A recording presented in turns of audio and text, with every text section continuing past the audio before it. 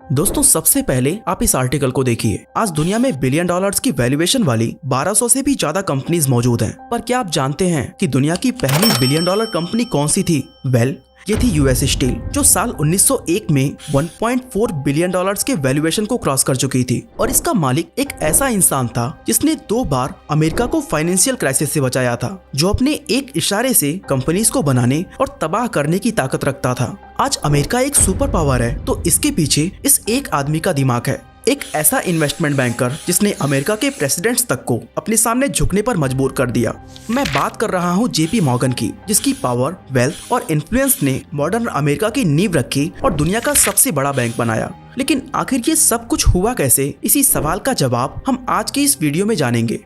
दोस्तों, हमारी कहानी शुरू होती है 17 अप्रैल 1837 को, जब अमेरिका के हार्टफोर्ड में जॉन पियरपन मॉर्गन का जन्म हुआ था। जॉन की फैमिली अमीर और इन्फ्लुएंशियल थी, जहां उनके फादर जूनियस स्पेंसर मॉर्गन एक वेल्थी बैंकर और हार्टफोर्ड के सबसे बड़े ड्राई गुड्स के होलसेलर हो मैथर एंड को में पार्टनर हुआ करते थे। जब जॉन 10 साल के थे तब उनके ग्रैंडफादर की डेथ हो गई और वो अपने पीछे काफी सारे धन दौलत को छोड़ गए। इस पैसे का यूज करके जॉन के फादर ने कंपनी में ज्यादा शेयर्स खरीदे और इसका नाम बदलकर मैथर मॉर्गन एंड को कर दिया। जॉन के फादर चाहते थे कि जॉन भी उनकी तरह बैंकिंग और फाइनेंस की फील्ड में काम करे और इसके लिए वो उन्हें बेस्ट एजुकेशन फैसिलिटीज देते हैं। इसी सिलसिले में साल 1851 में वो बॉस्टन पढ़ने जाते हैं, लेकिन यहाँ पर वो र्यूमेटिक फीवर का शिकार हो जाते हैं, जिसके सिम्टम्स इतने खतरनाक थे कि दर्द के कारण वो चल भी नहीं पाते थे। अब जॉन की फाइनेंशियल कंडीशन तो हमेशा से ही अच्छी रही थी, पर बचपन में उन्हें अपनी मेंटल और फिजिकल कंडीशन को लेकर काफी ज्यादा स्ट्रगल करना पड़ा। एक तरफ जहां बाकी के बच्चे मैदान में खेलते कूदते रहते थे, उस उम्र में बीमारी के चलते जॉन घर के अंदर बैठकर किताबें और बैंक्स के फाइनेंशियल स्टेटमेंट्स पढ़ रहे थे। जॉन के फादर का मानना था कि अगर जॉन के एनवायरनमेंट को बदल दिया जाए तो शायद वो ठीक हो जाएं, और इसीलिए उन्होंने जॉन को पोर्टुगल के अजोरस आइलैंड पर भेज दिया। यहाँ पर वो करीब 1 साल तक रुके और ठीक होकर बाकी की पढ़ाई के लिए वापस बॉस्टन चले गए। साल 1857 तक वो बॉस्टन, स्विट्जरलैंड और जर्मनी के स्कूल्स और कॉलेजेस से अपनी स्टडीज को कंप्लीट कर चुके थे और फाइनेंस की दुनिया में कदम रखने के लिए तैयार थे। इस समय तक जॉन के फादर लंदन शिफ्ट हो चुके थे और अब वो जॉर्ज पीबडी एंड को नाम की मर्चेंट बैंकिंग फर्म में पार्टनर थे। अपने पिता के इन्फ्लुएंस से जॉन को अमेरिका के वॉल स्ट्रीट के एक बैंकिंग फर्म में काम मिलता है, जो उनके फादर की कंपनी का ही काम संभाला करती थी। जॉन ने कुछ सालों तक इस बैंकिंग फर्म में काम किया और फिर साल 1961 में उन्होंने अपना खुद का फर्म खोलने का फैसला किया, जिसका नाम था जे पियरपन मॉर्गन एंड को। जॉन की ये कंपनी भी उनके पिता के बैंकिंग एजेंट के तौर पर काम करती थी। हालांकि इससे पहले कि जॉन अपनी नई कंपनी के साथ मार्केट में पैर जमा पाते, अमेरिका में सिविल वॉर शुरू हो जाता है और इस दौरान यूएस फेडरल गवर्नमेंट ने एक ड्राफ्ट जारी किया, जिसके अनुसार 20 से 45 साल के सभी पुरुषों को वॉर में पार्टिसिपेट करना कंपलसरी था। पर यहाँ पर एक शर्त ये भी रखी गई थी कि अगर कोई $300 पे करता है तो उसकी जगह किसी दूसरे को वॉर में खड़ा कर दिया जाएगा। जॉन पियरपन के लिए अपनी जान के आगे $300 देना कुछ भी नहीं था और देश से ज्यादा उन्हें अपने बिजनेस से प्यार था। वो $300 पे करके अपनी जान तो बचा ही लेते हैं, साथ ही वॉर के दौरान अमेरिकन गवर्नमेंट को बेवकूफ बनाकर जबरदस्त प्रॉफिट भी अर्न करते हैं। जॉन पियरपन सीमन स्टीवंस नाम के एक डिप्लोमेट के साथ मिलकर $3.5 पर राइफल के हिसाब से हॉल कार्बाइन राइफल्स खरीदते हैं और उनमें कुछ मॉडिफिकेशन करा के सरकार को वही राइफल्स $22 पर पीस में बेच देते हैं।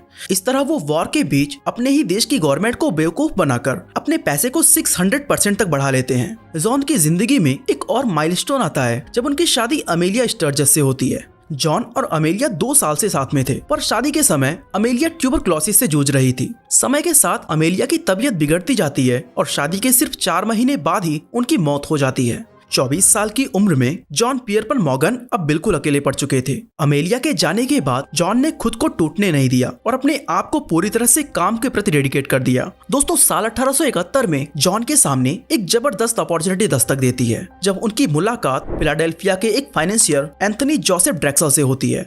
दोनों मिलकर ड्रेक्सल मॉर्गन एंड को नाम का एक फाइनेंशियल इंस्टीट्यूशन शुरू करते हैं, जो बाद में चलकर जेपी मॉर्गन एंड को बना और आज ये जेपी मॉर्गन चेस के नाम से जाना जाता है, जो मार्केट कैपिटलाइजेशन के आधार पर दुनिया का सबसे बड़ा बैंक है।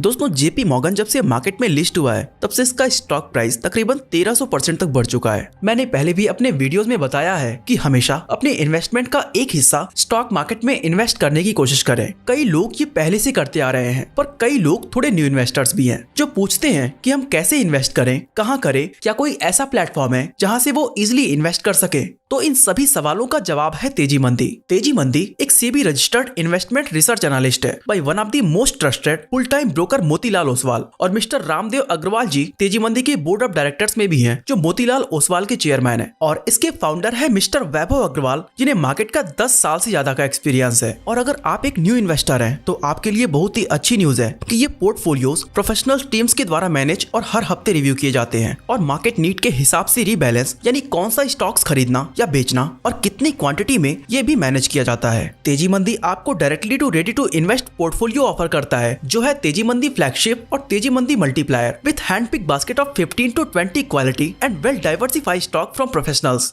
आप इसमें लम सम या मंथली बेसिस पर छोटे अमाउंट से भी इन्वेस्ट कर सकते हैं। और तो और सबसे बेहतरीन बात, इनकी subscription fees is as low as 99 rupees per month. तो दोस्तों इंतजार किस बात का, अभी प्रोफेशनल्स के बनाए पोर्टफोलियो में इन्वेस्ट करिए विद तेजी मंदी। लिंक मैंने डिस्क्रिप्शन और पिन कमेंट में दे दिया है। दोस्तों जेपी मॉर्गन के अभी तक के करियर की बात करें तो वो ज्यादातर समय अपने पिता के बिजनेस से ही जुड़े रहे थे। फाइनेंशियल वर्ल्ड में अपनी जान पहचान के दम पर वो वेल्थी इन्वेस्टर्स को ऐसे बिजनेसमैन से मिलाते थे जिनके पास विजन तो था पर पैसे की कमी थी, और इसी बीच वो एक अच्छी खासी कमीशन अर्न कर जाते थे।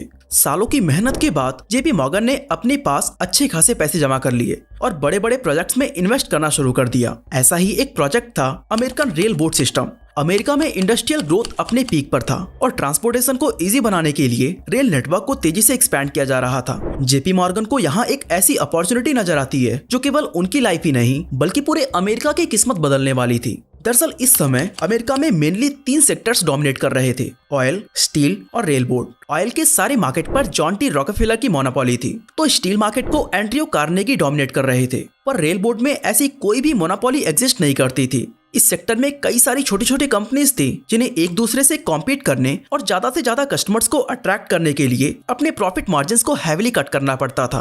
जेपी मॉर्गन ने यहाँ पर गजब का दिमाग लगाया और इन छोटी छोटी कंपनीज में इन्वेस्ट करके उन्होंने इन कंपनीज की मैनेजमेंट और ऑपरेशनल एफिशिएंसी को बेहतर किया और बोर्ड ऑफ डायरेक्टर्स की पावर का यूज करते हुए इन सारी कंपनीज को एक दूसरे के साथ मर्ज कर दिया। इससे मार्केट में रेल बोर्ड सेक्टर की कंपनीज काफी कम हो गईं और जेपी मॉर्गन की कंपनीज प्राइस को लेकर अपनी मनमानी चलाने लगी।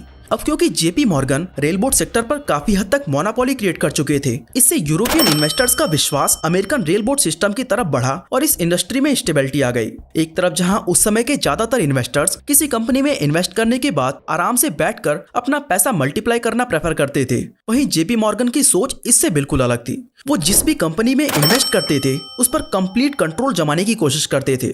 जेपी मॉर्गन ने अपनी इस स्ट्रेटजी को इम्प्लीमेंट करते हुए रेल बोर्ड प्रोजेक्ट्स में इन्वेस्ट करना जारी रखा और लगातार अपनी वेल्थ को बढ़ाते चले गए। साल 1979 में जेपी मॉर्गन ने नॉर्दर्न पैसिफिक रेल बोर्ड में $40 मिलियन इन्वेस्ट किए, जिसके साथ अमेरिका के 1/3 रेल बोर्ड नेटवर्क पर अब उनका राज था। अब दोस्तों ये कितनी बड़ी बात है, इसे आप इस स्टैट से समझ सकते हो कि उस समय अमेरिकन स्टॉक मार्केट का 60% मार्केट कैपिटलाइजेशन रेल बोर्ड पर ही डिपेंड करता था। ये वो दौर था जब अमेरिका की इकोनॉमी तेजी से ग्रो कर रही थी और इस देश के बिजनेसेस बेलगाम घोड़ों की तरह दौड़ रहे थे। पर साल 1893 में इस रैपिड एक्सपेंशन पर एक तगड़ा सा ब्रेक लगता है। यूएस इकोनॉमी डिप्रेशन में चली जाती है और फॉरेन इन्वेस्टर्स अमेरिकन बॉन्ड्स को गोल्ड में बदलकर विड्रॉ करना शुरू कर देते हैं। इससे एकदम से अमेरिकन स्टॉक मार्केट क्रैश होने लगा और बिजनेसेस एक के बाद एक बंद होने लगे। अब दोस्तों अमेरिकन गवर्नमेंट ने इस सिचुएशन से निपटने के लिए $100 मिलियन वर्थ का फंड बनाया हुआ था, पर साल 1895 आते आते ये सिर्फ $9 मिलियन रह गया।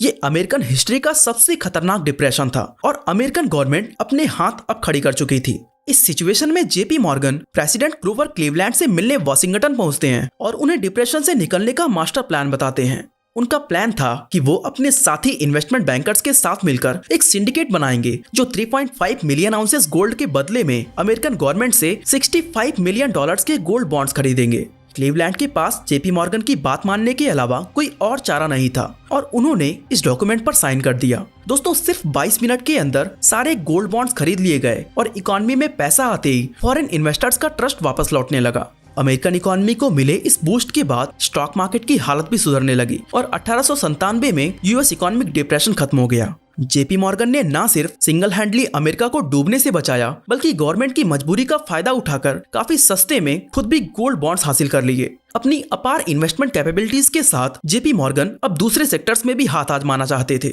अब उन्होंने फेडरल स्टील नाम की एक कंपनी को बनाया जो एंड्रयू कार्नेगी को टक्कर देने का सपना रखती थी। पर 1901 आते आते कार्नेगी काफी बूढ़े हो चुके थे और अपने स्टील बिजनेस को सेल करना चाहते थे। जेपी मॉर्गन ने मौके का फायदा उठाकर कार्नेगी स्टील को खरीदने की पेशकश कर दी। एंड्रयू कार्नेगी ने इसके लिए $480 मिलियन की मांग रखी थी, जिसे जेपी मॉर्गन ने एक्सेप्ट कर लिया और कार्नेगी का स्टील बिजनेस अब जेपी मॉर्गन के नाम हो गया।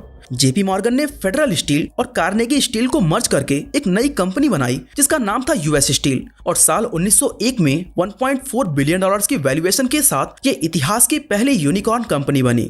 दोस्तों, ये वैल्यूएशन तब अचीव किया गया था जब अमेरिका के पूरे मैन्युफैक्चरिंग सेक्टर का वैल्यूएशन टोटल $9 बिलियन का था। अब जेपी मॉर्गन यूएस स्टील का 2/3 पार्ट कंट्रोल कर रहे थे। जेपी मॉर्गन ने निकोला टेस्ला और थॉमस एडिसन के एक्सपेरिमेंट्स के लिए भी फंडिंग दी थी, और एडिसन इलेक्ट्रिक को दूसरी इलेक्ट्रिक कंपनीज के साथ जोड़कर जनरल इलेक्ट्रिक को बनाने का क्रेडिट भी जेपी मॉर्गन को ही जाता है। अब दोस्तों, साल 1907 में अमेरिका के अंदर एक बार फिर से पैनिक सिचुएशन क्रिएट होती है। इस साल न्यूयॉर्क सिटी की तीसरी सबसे बड़ी ट्रस्ट कंपनी निकरबॉकर ट्रस्ट कोलैप्स कर जाती है, जिसके कारण न्यूयॉर्क के कई बैंक विड्रॉ करने पर रोक लगा देते हैं। इससे देश भर के इन्वेस्टर्स का ट्रस्ट अब बैंक से लूज होने लगता है और कैश विड्रॉल अपने पीक पर पहुंच जाता है। एक साथ इतने सारे कैश विड्रॉल को इकोनॉमी झेल नहीं पाती और कई सारे बैंक्स कोलैप्स करने लगते हैं। दोस्तों, सिचुएशन इतनी ज्यादा खराब हो चुकी थी कि अमेरिकन गवर्नमेंट ने बैंक्स को पैसे थोड़ा स्लो स्पीड से गिनने के लिए ऑर्डर दे दिया था, जिससे विड्रॉल की स्पीड भी स्लो हो जाए। दोस्तों, इस समय अमेरिका के प्रेसिडेंट थे थियोडोर रूजवेल्ट, जो जेपी मॉर्गन को बिल्कुल भी पसंद नहीं करते थे। लेकिन अमेरिकन इकोनॉमी को इस समय एक ही इंसान बचा सकता था, और इसीलिए रूजवेल्ट अपनी दुश्मनी को भुलाकर जेपी मॉर्गन से मदद की गुहार लगाते हैं। इस बार भी जेपी मॉर्गन के पास इस सिचुएशन से बाहर निकलने के लिए एक परफेक्ट मास्टर प्लान मौजूद था। जेपी मॉर्गन मेडिसन एवेन्यू में मौजूद अपनी लाइब्रेरी में देश के बड़े बड़े इन्वेस्टमेंट बैंकर्स को इनवाइट करते हैं और उनके सामने एक प्रस्ताव रखते हैं। जेपी मॉर्गन चाहते थे कि ये वेल्दी इन्वेस्टमेंट बैंकर्स अपने कंपटीशन में खड़ी छोटी कंपनीज को खरीद लें। अब इससे सारे बैंक्स को कोलैप्स होने से तो नहीं बचाया जा सकता था, पर अमेरिकन इकोनॉमी को रिवाइव जरूर किया जा सकता था। इन्वेस्टमेंट बैंकर्स अपने ही कॉम्पिटिटर्स पर पैसे लगाने की बात से बिल्कुल भी सहमत नहीं थे, पर जेपी मॉर्गन ने अपनी जिद नहीं छोड़ी और उन सभी को तब तक लाइब्रेरी के अंदर बंद करके रखा जब तक सभी लोग इस डील पर एग्री नहीं हो गए। साल 1907 का निकरबॉकर क्राइसिस करीब 3 हफ्ते तक चला और एक बार फिर जेपी मॉर्गन के मास्टर प्लान ने अमेरिका को बर्बाद होने से बचा लिया। हालांकि दोस्तों, देश को इतनी बड़ी क्राइसिस से निकालने के बाद भी जेपी मॉर्गन अमेरिकन्स के नजरों में हीरो नहीं बन पाए थे। देश के लोग अच्छे से समझ चुके थे कि जेपी मॉर्गन जैसे बड़े बिजनेसमैन और इन्वेस्टर्स मार्केट में अपनी मोनोपोली क्रिएट करने के लिए किसी भी हद तक जा सकते थे। वो नहीं चाहते थे कि रेल बोर्ड और स्टील जैसे बड़े सेक्टर्स पर जेपी मॉर्गन की मोनोपोली हो और क्राइसिस के समय पर देश को एक इंसान पर निर्भर रहना पड़े। अब अमेरिका में जेपी मॉर्गन के खिलाफ प्रोटेस्ट चालू हो गए और प्रेसिडेंट थियोडोर रूजवेल्ट, जो ऑलरेडी जेपी मॉर्गन की मोनोपोली को डिस्ट्रॉय करना चाहते थे, उन्होंने मौके का फायदा उठाकर जेपी मॉर्गन के खिलाफ लीगल एक्शन लेना शुरू कर दिया। इन्वेस्टिगेशन एजेंसीज को जेपी मॉर्गन के पीछे छोड़ दिया गया, जिन्होंने रेल बोर्ड्स के कंस्ट्रक्शंस के दौरान कई फाइनेंशियल लूप होल्स को डिस्कवर किए। जेपी मॉर्गन ने वॉल स्ट्रीट के वेल्दी इन्वेस्टमेंट बैंकर्स के साथ मनी ट्रस्ट नाम की कम्युनिटी बना ली थी, जो इनडायरेक्टली पूरे देश के फाइनेंसेस को कंट्रोल कर रही थी। इसी के इन्वेस्टिगेशन के लिए United States House banking and currency committee Pujo committee बनाती है, जो जेपी मॉर्गन से काफी लंबे समय तक पूछताछ करती है। लेकिन इससे पहले कि ये कमेटी कोई अंजाम तक पहुंच सके, 31 मार्च 1913 को जेपी मॉर्गन की मौत हो जाती है। दोस्तों, बात करें जेपी मॉर्गन की नेटवर्थ की, तो ये आज के हिसाब से करीब $25 बिलियन की थी। जेपी मॉर्गन की कंपनी जेपी मॉर्गन एंड को साल 2000 में चेस बैंक के साथ मर्ज हो गई और आज ये फाइनेंशियल इंस्टीट्यूशन $3 ट्रिलियन के एसेट को मैनेज कर रहा है, जो जेपी मॉर्गन चेस को मार्केट कैपिटलाइजेशन के आधार पर दुनिया का सबसे बड़ा बैंक बनाता है। किसी के लिए जेपी मॉर्गन हीरो थे तो किसी के लिए बहुत ही बड़े विलन। दोस्तों, जेपी मॉर्गन की स्टोरी सुनने के बाद आपकी उनके बारे में क्या राय है, हमें कमेंट करके जरूर बताएं। बाकी इसी तरह अगर आप जानना चाहते हैं कि ब्लैक रॉक कैसे पूरे दुनिया के पॉलिटिशियंस और बिजनेसेस को कंट्रोल करता है, तो आई बटन पे क्लिक करके वीडियो को देख सकते हैं। बाकी आज के लिए बस इतना ही।